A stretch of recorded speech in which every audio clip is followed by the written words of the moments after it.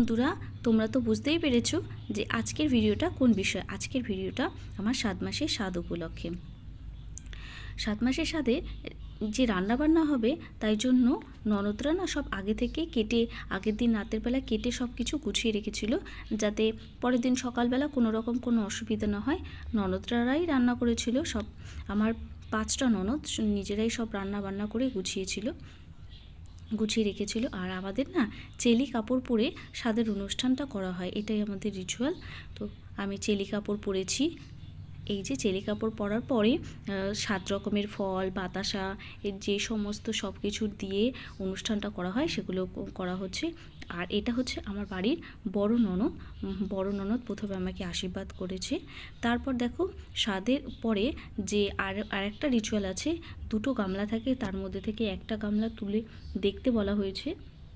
তো আমি এই নোড়ার এই গামলাটা তুলেছি। তারপর দেখো, আমাকে বলা হয়েছে যে এই পায়েসের বাটিটা দেখতে, পায়েসের বাটি থেকে যদি পায়েসটা কেটে যায় সেটা তাহলে শুভ না। আর আমার পায়েসের বাটিটা কাটেনি, তাই এটা শুভ। এটা আগেকার দিনের মানুষের কথা, সেটাই তোমাদের সাথে শেয়ার করলাম।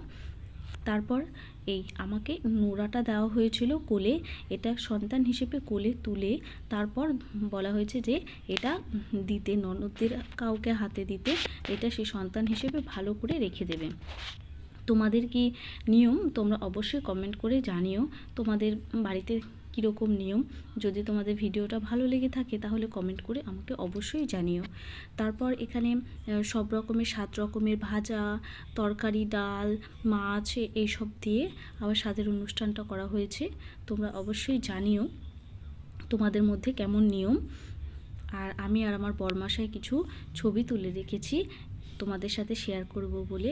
তোমাদের এই ভিডিওটা কেমন লাগলো কমেন্ট করে অবশ্যই জানিও। আজকের মতো টাটা, বাই বন্ধু।